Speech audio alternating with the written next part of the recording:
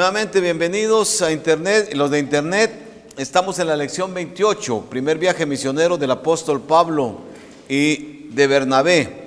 Hemos hablado de ser siervos útiles según los primeros versículos del capítulo 13. Ahora, número 2, los siervos tienen un orden. Miremos qué orden es el que se presenta. Ellos entonces, enviados por el Espíritu Santo, descendieron a Seleucia y de ahí navegaron a Chipre. Y llegados a Salamina, anunciaban la palabra de Dios en las sinagogas de los judíos. Tenían también a Juan de ayudante. Los siervos tienen un orden. Punto número 2. Llegan a las ciudades. Eso ya lo menciona el versículo 4 y nombra los nombres de las ciudades. B. Enseñan en la sinagoga. Hermanos, a ver, ayúdenme. Pero mírenme todos. ¿Por qué los predicadores del Evangelio a meterse a las sinagogas van? ¿En qué día iban a la sinagoga? Sábado, porque el sábado es cuando se reúnen los judíos. ¿Por qué? Si ellos están saliendo del judaísmo. Primero había un gancho, un punto de partida. Ahí estaban reunidos los judíos. Los judíos sabían Antiguo Testamento y el cristianismo es el cumplimiento del Antiguo Testamento. Entonces, ¿a quiénes en primer lugar se les debería presentar el mensaje? A los judíos. ¿Y dónde los iba a encontrar? El sábado, el domingo. ¿Y por qué no el domingo? Los sabáticos dicen, ya vieron, el sábado se reunían. Ni modo que iban a ir el domingo a la sinagoga y no había ningún judío en la sinagoga. Ellos estaban aprovechando las oportunidades, iban el sábado, pero la iglesia se reunía el primer día de la semana. Pero, ¿por qué con los judíos? Dijimos, primero que a ellos tenía que darles el mensaje. Y segundo, que había que aprovechar el grupo de gente que había. Y ese grupo de gente ya se le compartía el mensaje, después iban a ir con los gentiles. Así es que aprovechar las oportunidades. Enseñan en las sinagogas, se llevan un aprendiz. Y miren, esto es bien importante. Todos deberíamos de alguna manera poner a alguien, ¿verdad? Que nos imite. Ojalá que no en nuestras mañas, sino que le enseñemos qué es lo que estamos haciendo, qué hacemos en la iglesia. Enséñale, hermano, usted que está aquí, hermano, enséñele a otro, hombre, traiga a otro, mira, vamos a hacer esto, hagámoslo de esta manera, es para el Señor vos, hagámoslo de corazón, hagámoslo bien hecho, y que nos mire que usted se esfuerza por el Señor. Ese va a ser un elemento excelente porque usted le enseñó bien. Necesitamos aprendices. Mire, vamos a ir a compartir la palabra. Llévese a alguien para que mire las somatadas que uno lleva. Y cuando regrese, irle enseñando que esa es la obra del Señor y que vale la pena. Llevaban un aprendiz. D. No van solos. Esto es una cosa bien importante. Mire, no va un individuo solo. ¿Por qué no van solos? Es un ejemplo. El Señor envió a los discípulos siempre de 2 en 2. Para que se apoyaran, ¿verdad? De 2 en 2. Y aquí salieron ¿quién? Bernabé y Saulo, Pablo. Y van a su patojo de aprendiz. Muy bien, entremos al punto 3.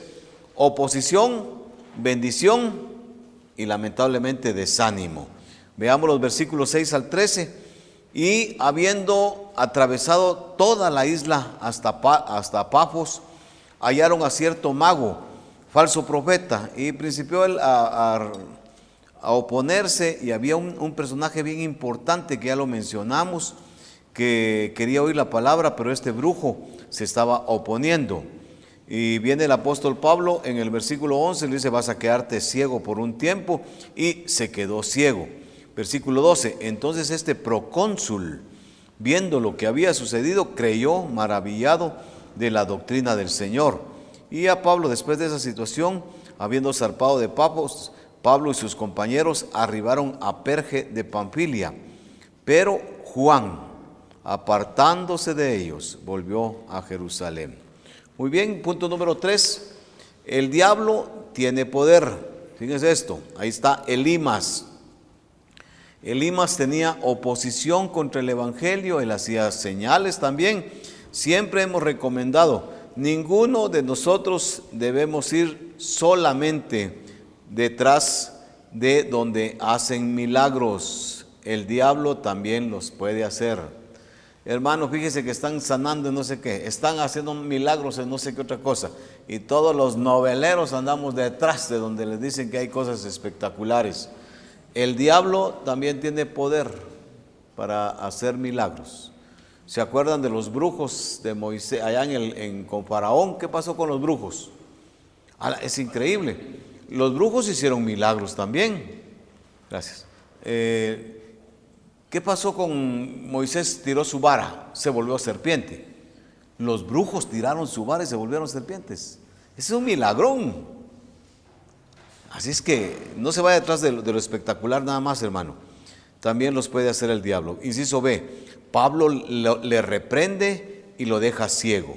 Esta es una bendición como Dios respalda a su siervo. C, el procónsul acepta a Cristo. Es una bendición. Debemos aprender a compartir la palabra sabiendo y creyendo que los resultados los da el Señor. Sigo repitiéndoles. Yo ahora aprendí, ni modo, después de tantos años, ¿verdad? Pero yo salía a predicar la palabra, hermanos. Yo oraba, yo preparaba los mensajes bien, invitaba a la gente a aceptar a Cristo. ¿Quién quiere aceptar a Cristo? Nadie. Regresaba bravo a mi casa, pero bien bravo. ¡Hala! Tanto preparado. ¿Y qué pasa? Que nadie acepta conmigo. De repente un pelón aceptaba por ahí. Hasta que un día hablé con un señor que admiro mucho, un evangelista. Y me dice, ¿usted ora? Sí, leo bastante. ¿Prepara sus mensajes? Bien los preparo, bien preparados. ¿Y entonces qué? Si los resultados los da el Espíritu Santo, es culpa de él. ¿Cómo me liberé? Fíjese. El Espíritu Santo va a hacer la obra. Y a veces uno piensa si de veras oró, si de veras clamó a Dios, si de veras tiene pasión por las almas. Bueno, cuántas cosas, hermano. Los resultados los da el Señor. D, Juan Marcos se regresa. Versículo 13. A esto se le llama desánimo. Si ustedes están viendo, estamos mencionando las palabras que se puso ahí. Oposición, el Elimas se opuso. Bendición, Dios respaldó con la ceguera que Pablo le dio a ese hombre, y el procónsul aceptó a Cristo. O sea, es un personaje importante de la política que aceptó al Señor Jesucristo. Pero también hay desánimo. El patojo Juan Marcos no aguantó, ¿verdad? Un ratitío, si acababan de salir. ¿Sabe dónde iban? Miren, hermanos, salieron aquí, se subieron a un barco, llegaron a la isla de Chipre y llegaron aquí a la orilla, a este pueblo. Y en este pueblo el patojo dijo, ya no aguanto, me voy con mi mamá. Y se regresa. Y Pablo con Bernabé ya tienen que subir por todo esto y hacen su primer viaje misionero. Más o menos así. No aguantó el patojo, ¿verdad? Y aquí nada dice, solo dije que se fue, que se va de regreso. Más adelante es cuando este patojo, por su decisión, ocasionó problemas, ¿verdad? Bueno, Juan Marcos en inciso C. D, siempre se corren riesgos. Póngalo.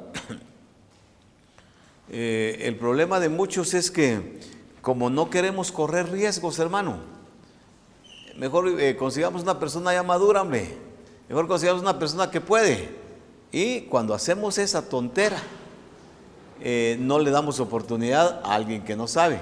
Miren, a mí me dieron oportunidad, o sea, a mí Dios me abrió las oportunidades. Yo suplí a predicadores que no llegaban a la iglesia. Entonces ahí fui desarrollándome yo, ¿verdad?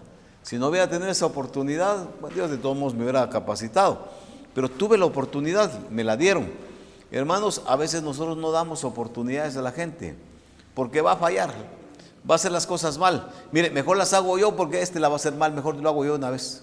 Y no damos oportunidades. Siempre se corren riesgos en la obra, aún con personas que consideramos, maduras. No digamos con jovencitos como el caso de Juan Marcos, que en la primera oposición se regresó. ¿Y cuál fue la oposición? Que el brujo empezó a hacer bulla y a hacer un montón de cosas. Dijo, no, mejor me regreso a mi casa, estoy más tranquilo en mi casa. Y el Juan Marcos se regresó. Debemos aprender a trabajar sabiendo que en muchos casos nos quedaremos solos. Habrá deserción, pero no debe desanimarnos. A ver, Jenny, ¿ha tenido alguna deserción en saqueo a veces?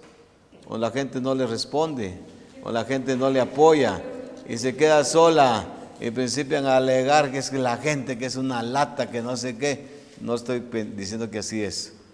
Vamos a tener, yo llamo a una persona y cuando estoy confiando en la persona ni aparece, la persona ni me ayuda y tengo que hacer las cosas yo. A veces se pone enojado y un montón de cosas. Hermano, deberíamos entender que va a haber siempre esta clase de problemas. Vamos a quedarnos solos en algún caso. Hermano, si usted se queda solo, ¿para quién es la bendición? Si lo entendiéramos así. Mire, 5 teníamos que venir a trabajar hoy en la mañana aquí. No vino nadie, solo vine yo. Es una lata peleándome con los 4 que no vinieron. Yo me gané la bendición, solo yo trabajé. Es una ilustración, no cité a nadie, ¿verdad? Pero es lo que les quiero decir. Pero yo me pongo enojado, yo de mala gana hago las cosas porque otros 4 fallaron. Hágalo de buena gana, hombre, porque usted está recibiendo la bendición. Los otros 4 por circunstancias como sea, o porque no quisieron, o por desánimo. Pero aprenda esto, en la obra del Señor nos vamos a quedar solos, pero el Señor está con nosotros. Muy bien, diversas experiencias.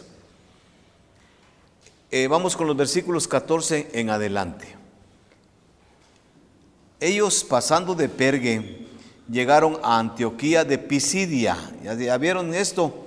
Hablamos de que salieron de Antioquía de Siria y ahora llegaron a Antioquía de una ciudad llamada de una región Pisidia y entraron en la sinagoga, otra vez sinagoga, un día de reposo y se sentaron. Y después de la lectura de la ley y de los profetas, los principales de la sinagoga mandaron a decirles: varones hermanos, si tenéis alguna palabra de exhortación para el pueblo, hablad.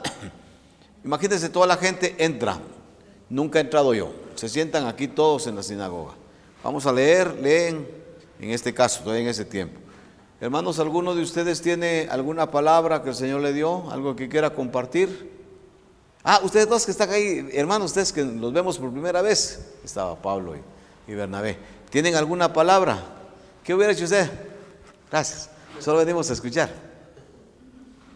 El Pablo estaba pero picando que lo llamaran y que le dieran la oportunidad. ¿Por qué? Para hablar. Si es que él quería compartirse, y para eso se meten a las sinagogas. Ellos no se metían para escuchar, ellos se metían para aprovechar a la gente y para compartir el mensaje del Señor. Entonces Pablo, miren el 16, levantándose, hecha señal de silencio con la mano, dijo: varones israelitas y los que teméis a Dios, oíd. El Dios de este pueblo de Israel escogió a nuestros padres y enalteció al pueblo, siendo ellos extranjeros en tierra de Egipto. Mire, principio a contar toda la historia de Israel. Y con brazo levantado los sacó de ella, y por un tiempo como de 40 años los soportó. Miren qué expresiones. En el desierto, está hablando de su misma raza. Y habiendo destruido 7 naciones en la tierra de Canaán, les dio en herencia su territorio. Después, como por 450 años, les dio jueces hasta el profeta Samuel. Luego pidieron rey, y Dios les dio a Saúl, hijo de Cis, varón de la tribu de Benjamín, por 40 años. Quitado les levantó por rey a David, de quien dio también testimonio diciendo: he hallado a David, hijo de Isaí, varón conforme a mi corazón, quien hará todo lo que yo quiero. De la descendencia de ¿de quién de David, de la descendencia de David. Y conforme a la promesa, Dios levantó a Jesús por Salvador a Israel. Antes de su venida predicó Juan el bautismo de arrepentimiento y a todo el pueblo de Israel. Mas cuando Juan terminaba su carrera, dijo: ¿quién pensáis que soy yo? No soy yo él, mas he aquí viene tras mí uno de quien no soy digno de desatar el calzado de los pies. Varones hermanos, hijos del linaje de Abraham, y los que entre vosotros teméis a Dios, a vosotros es enviada la palabra de esta salvación. Porque los habitantes de Jerusalén y sus gobernantes, no conociendo a Jesús, ni las palabras de los profetas que se leen todos los días de reposo. Miren lo que dijo aquí, no sé si entienden esto. Tanto leerles a ustedes y no entienden. Hermano, ¿cuánto hemos leído Biblia? Y sonsos no entendemos. y caemos en hacer cosas que no honran al Señor. Y tanto oír Biblia. Miren, dice 27, porque los habitantes de Jerusalén y sus gobernantes en el tiempo de Jesús, ¿verdad?, no conociendo a Jesús ni las palabras de los profetas que se leen todos los días de reposo, las cumplieron al condenarle, y sin hallar en él causa digna de muerte, pidieron a Pilato que se le matase. Y habiendo cumplido todas las cosas que de él estaban escritas, quitándolo del madero, lo pusieron en el sepulcro. Mas Dios le levantó de los muertos, y él se apareció durante muchos días a los que habían subido juntamente con él de Galilea a Jerusalén, sus discípulos, los cuales ahora son sus testigos ante el pueblo. Y nosotros también os anunciamos el evangelio de aquella promesa hecha a nuestros padres, la cual Dios ha cumplido a los hijos de ellos, a nosotros, resucitando a Jesús, como está escrito también en el Salmo 2: mi hijo eres tú, yo te he engendrado hoy.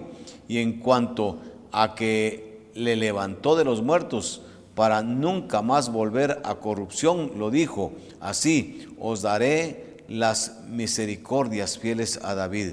Por eso también en otro salmo, no permitirás que tu santo vea corrupción. Vienen usando las palabras del Antiguo Testamento para mostrar que en Jesús se cumplía todo esto. Porque a la verdad David, habiendo servido a su propia generación, según la voluntad de Dios, durmió, o sea, se murió, y fue reunido con sus padres, y vio corrupción.